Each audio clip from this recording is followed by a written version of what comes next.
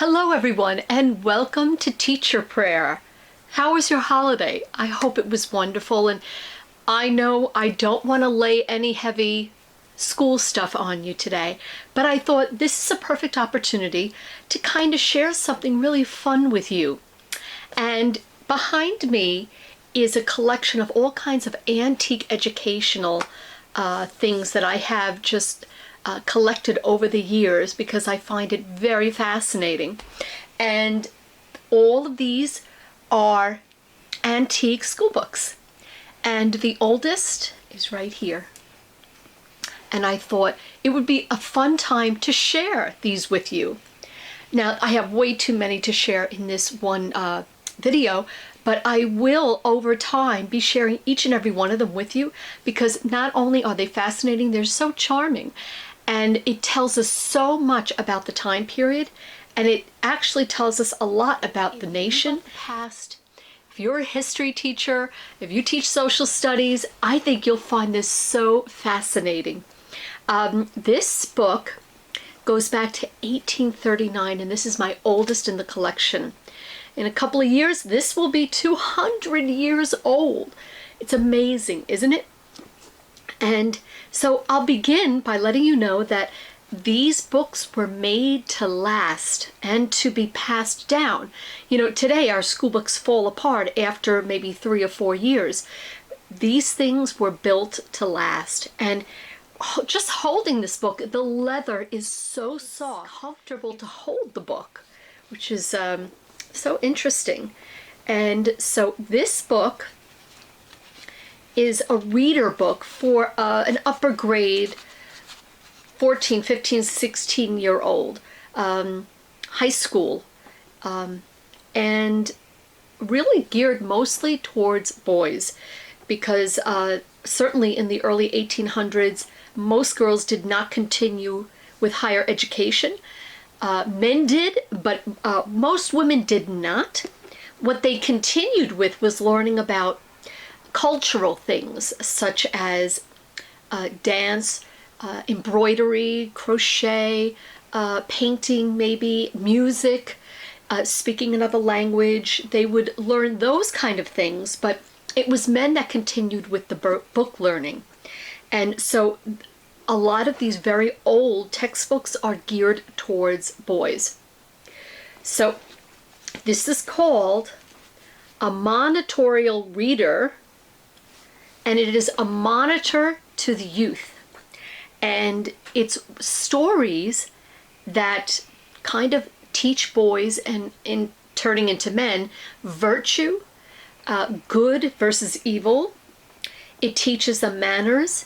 And can you imagine today what an impact a book like this would have on students today? Why they dropped these kind of books out, I don't know. But they're so valuable, and it had tremendous impact on the growth of boys during this time period. Were usually very small like this. I mean, they fit in your hand almost like a wallet or a purse. And the reason for that is because back in those days, there were no school buses. You had to walk to school. And so books had to be small, to be very portable and easy to carry.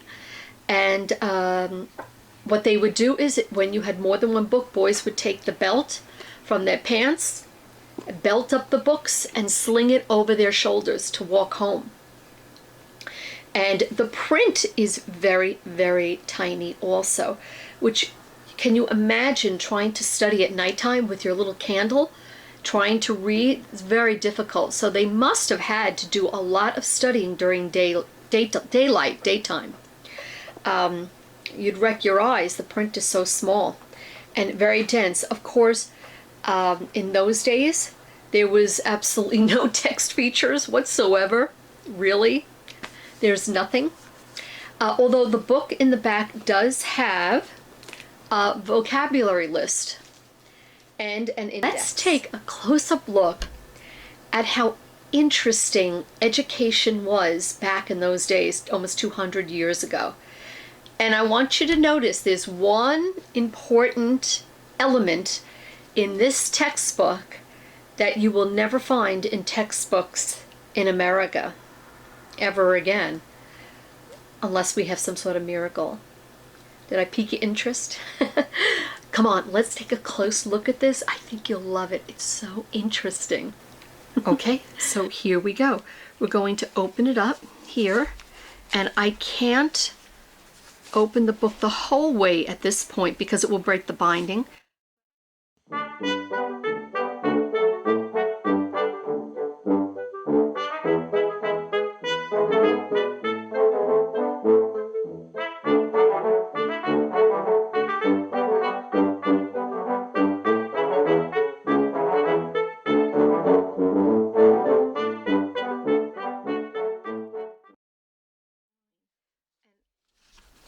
We'll just take a little book walk here.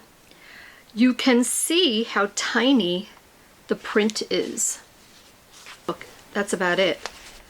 And interesting that they would include a railroad story because, you know, at that time, the railroads had just been started, just new, being built. So that would have been a very exciting topic. And of course, something boys would have been very interested in. And it was wise of them to include a story about it in their book. Okay, this is the story.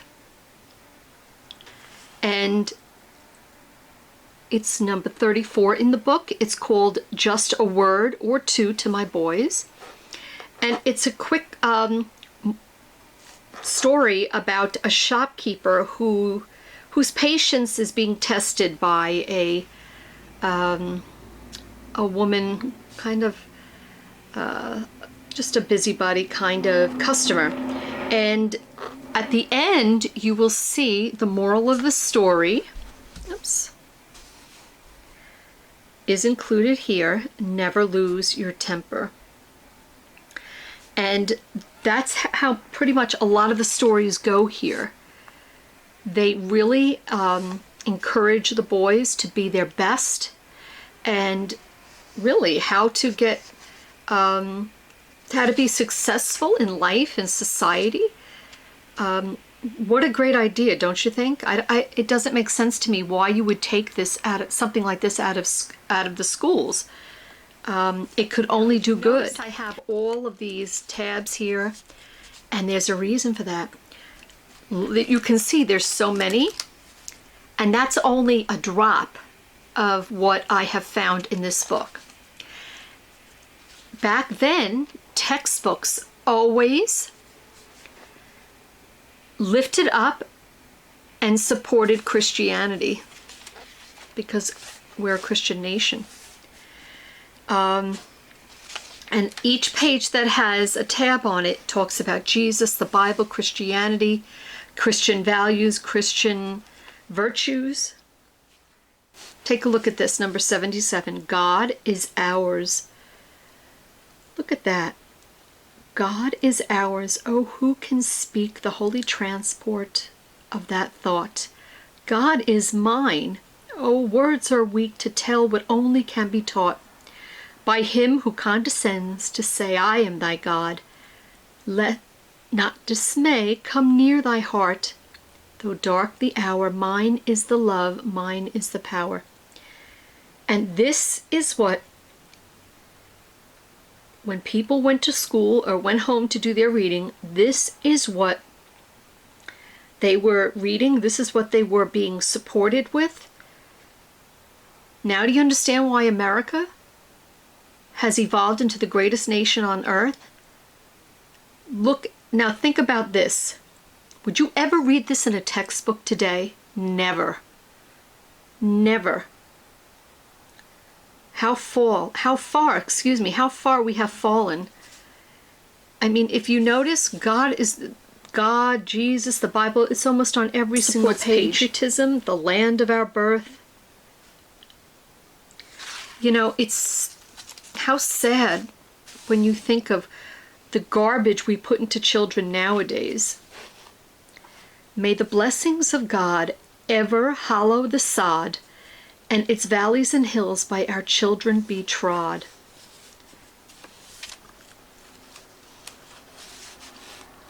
I mean, it's everywhere in this book. In this story, it says, I knelt again to pour out my thanks for the striking instance of the goodness of God. I mean, it's all over in this book. Look at the moral of this story. If you are happy, if you are in trouble, look to God in prayer. I did look to God in prayer. I mean, this was in their high school textbooks. Look at that. Let's take a look at the vocabulary list and see some of the words that they were learning there.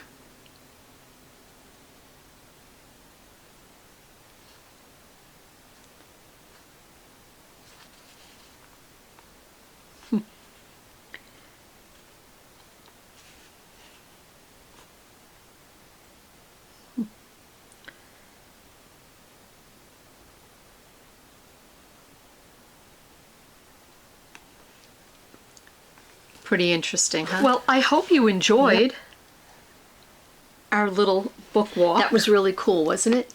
From 1839. Well, that's it today for Teacher Prayer. And we'll do a few more of these in the future. I hope you enjoyed it. It was so much fun. Now, relax, continue to enjoy your vacation.